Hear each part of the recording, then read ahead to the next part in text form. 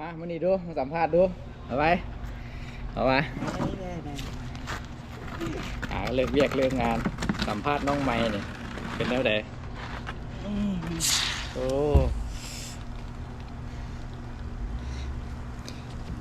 น้องไม้เฮานี่ไปมา2 รอบแล้วออกเวียก2 รอบรอบนี้รอบที่2แล้วเลยมามาสัมภาษณ์ความรู้สึกน้องมาครั้งแรกเนาะน้องได้ลองเวียกไปแล้วเนาะจากมือก็13น้องได้ลองเวียก13 มื้อแล้วน้องอะไรตัดสินใจออกไปบ่ทันเฮ็ดออกไปนี่สาเหตุอยากออกไปหาประสบการณ์ในการซักเวียกใหม่หรือว่ามีความหวังกับบอลใหม่ที่ว่ามันอาจจะดีกว่านี้บ่หรือแนวใดก่อนที่คิดตัดสินใจออกไปอันนี้เขาก็แบบว่าเขาก็มีภาระเนาะเข้าใจเขาก็มีแบบว่าอยากให้มีตัวมั่นคงกับเรานะแบบมันคงแบบใดรายได้หลายกว่าหรือแบบว่ามันแบบตอนนั้นเท่าแก่บอกมา2 อาทิตย์เนาะอย่างเซ็นไปได้เขาก็ย้านมีคนรู้สึกว่าย้านว่าแบบมันสิได้แท้พอนะแบบคือแบบเราอยากได้ตัวที่แน่นอนให้เขาว่าได้แท้หรือว่าบ่ได้นะ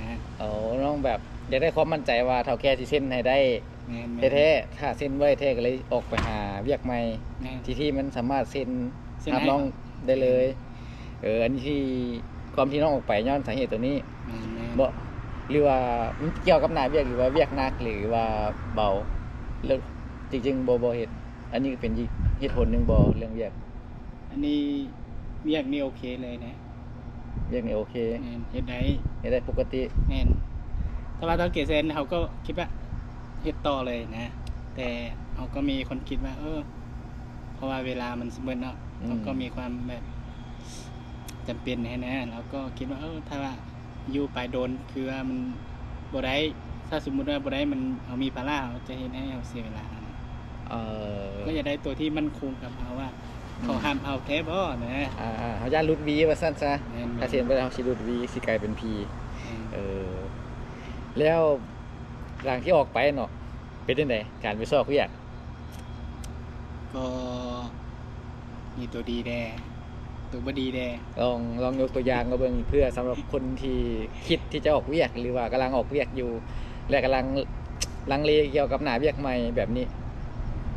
แล้วบ่ข้อดีข้อเสียที่น้องเว้ามาคิดนี่แหละดีแน่เสียแน่ข้อดีก็คือแบบเราสามารถเลือกได้โรงงานที่เราต้องการข้อดีคือสามารถเลือกโรงงานที่เราอยากได้เราอย่าไปเบิ่งหน้าเวียกแบบว่าสนใจบ่นะแบบว่าเอามักหน้าเวียกตัวนี้บ่ข้อเสียดิข้อเสียคือหน้าเวียกที่เราอยากได้บางครั้งเราบ่ได้ภาษาเขาก็บ้าครับเอานะมันก็แบบเฮาเลือกงานก็เลือกเอาว่าซั่นแล้วก็มีกรณีแบบใดเนี่ยที่แบบหน้าเวียกดีแต่เขาบ่เอานี่ย้อนภาษาหรือแนวใดแน่ก็แม่นภาษาแหละภาษาละลังนี่แหละภาษาละลังมันจะเบิ่งแบบห่างกับส่วนสูงนะแบบเหมาะสมกับงานเพิ่นบ่นะแล้วงานที่แบบว่าที่เฮาบ่มักแต่เพิ่นเอาเฮาเด้มันเป็นจังได๋งานประเภทแนวนั้นงานนั้นว่ะแบบงานตัวนั้นแม่นเฮาเข้าไปปึกเฮาเบิ่งว่ามันเฮาบ่สามารถเฮ็ดได้เพราะว่ามันบางเทื่อมันกลิ่นเหม็นบ่เรื่องยางบ่หรือว่าเรื่องหนังบ่แสงบ่เพราะอันตรายบ่แม่นอันตรายต่อตัวเฮาก็มีสิทธิ์เลือกแบบที่เฮาบ่เอาเรื่องเงินเด้โรงงานที่เฮาบ่เลือกเป็นประเด็นบ่แบบก็ได้เงินเดือนน้อยแต่มันบ่มีโอสินะแบบมันก็เป็นจุดนึงที่เฮาบ่เลือกบ่แม่นส่วนหลายแม่นน่าจะบ่มีโอสาเหตุที่บ่เลือกครับเวียกที่บ่เลือกเฮาแล้วเฮาบ่เลือกเวียกหันแม่นหลักๆก็คือบ่มีโอเนาะเงินน้อยเนาะแบบน้อยนี่ประมาณเหลือฮักเหลือหยังนี่ประมาณเท่าใดล้าน6ล้าน7นี่แหละแบบบ่มีโอเหลือตัดหันตัดนี่ค่าที่พักทุกสิ่งทุกอย่างเนาะเหลือล้าน6ล้าน7แล้วก็ยังถ้าว่าเพิ่นบ่เลี้ยงหรือว่าเลี้ยงแต่ชับเดียวก็ต้องได้ซื้อกินอีกเนี่ยเฮายังจะเงินล้าน6เนาะเฮาก็ยังสิได้ไปซื้อกับข้าวกับน้ำอีกเนาะมันอาจจะบ่เหลือส่งกับบ้านฮอดเดือนละล้านก็เป็นไปได้นะอันนี้คือสาเหตุนึงที่น้องออกไปเจอแล้วก็แบบบ่เลือกงาน น่ะคิดที่ไหนแบบตัดสินใจว่าลองกลับมาบอลเก่าเบิ่งเฒ่าแก่สิเอาบ่หรือจังได๋อ๋อตัวนี้มา เออเขาก็มักแนวเวียกอยู่ แล้วก็แบบก็มักแนวเวียกอยู่นะระดับนะเฮ็ดได้แม่นแล้วก็เงินก็โอเคอยู่เอาไปบ่อนอื่นมันก็บางบ่อนมันเงินสูงเด้อาแต่เขาบ่สามารถเฮ็ดได้ เพราะว่าเขารู้สึกว่ามันอันตรายต่อร่างกายเรานะอ๋อมันมีบอลที่เวียกสูงแน่เงินสูงแล้วเขาก็รับแต่เขาบ่สามารถเฮ็ดได้แม่น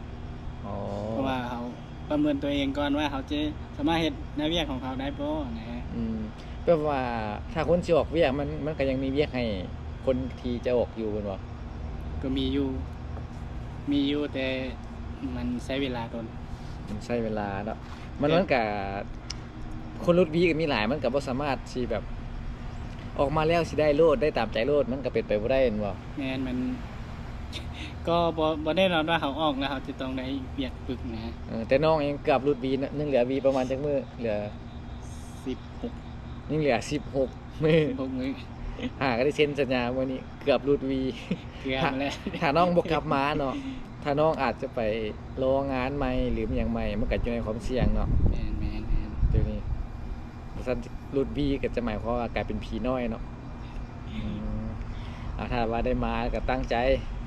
มายุ่มกันแล้วก็ตั้งใจเฮ็ดแหละเรื่องมาอยู่กับซุมอ้ายดิซุมอ้ายสอนเวียกสอนงานเป็นจังได๋ดีสุดแหละแบบเป็นกันเองแบบว่ามีการสอนแบบเป็นกันเองไงนะสอนดีนะสำหรับคนที่แบบตัดสินใจเนาะจะค่อยเคยประกาศสอกเวียกเนาะอาจจะบ่มากในหน้าเวียกหรือจังได๋ก็ตามแต่ที่ว่าได้มาแหละ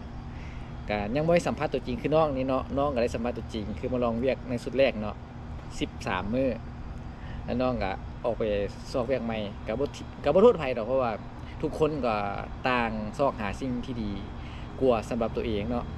บ่ว่ากันตัวนี้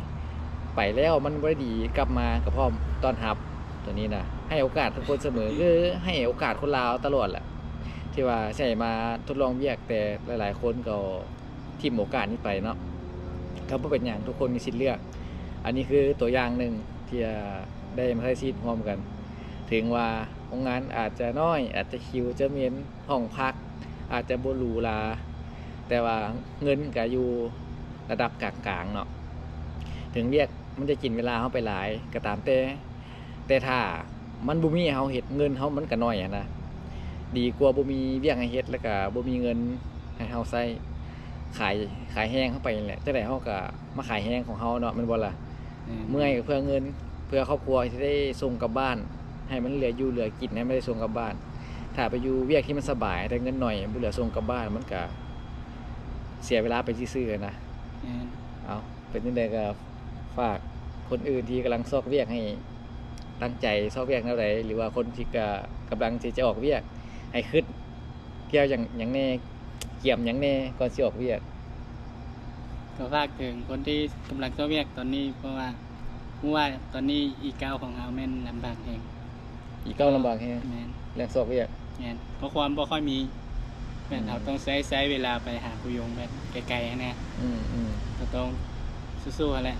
นี่เก็บเงินเบิ่งแนวเวียกที่เฮาเฮ็ดได้ก็เฮ็ดไปโลดบ่ได้เลือกเวียกหลายแม่นถ้าเจ้าพลาดไปแล้วอาจจะไปรอเวียกใหม่อาจจะบ่เจอเป็นไปได้อันคิดว่าเฮ็ดได้เงินพอรับได้อยู่เกณฑ์ประมาณนี้รับได้เฮ็ดไปเลยบ่แม่นอันสิไปหวังว่าเงินเดือน3ล้านเด้มีอยู่แต่ว่าเวียกตัวที่ดีเขาจะบ่ออกเวียกเขาจะบ่ได้นอกจากเขามีเพื่อนที่แนะนำให้เขาถือว่ามันยากอยู่คือน้องออกเวียกมานี่การเดินทางกินอยู่ที่พักเช้านี่น้องเบิดไปประมาณเท่าไหร่ล่ะโอ้ยหลายเติบนะถ้าคนคิดจะออกเวียกต้องเก็บเงินไว้ทั้งด้านที่พักเงินในการเดินทางกินอยู่เนาะแล้วก็เพื่อใจในการเลือกเวียกอันนี้คือ1ในประสบการณ์ของผู้ออกเวียกตัวจริงเรื่องค่อยก็เคยออกมาอยู่แต่กับบ่ทันเฝ้าเราเนาะอันนี้คือประสบการณ์จริงส่วนฮ้อนๆในการมาเฮ็ดเวียกได้เซ็นสัญญามื้อนี้ถือว่าน้องโล่งใจไปแล้วแม่นบ่ได้เซ็นสัญญาแล้วเซ็นแล้วล่ะถือว่าโล่งแล้ว เนี่ยเอาเป็นกำลังใจให้คนที่จะออกไปซอกเวียกใหม่และกำลังซอกเวียกอยู่ฮะบ๊ายบายไปหากินข้าวอาบน้ำ ได้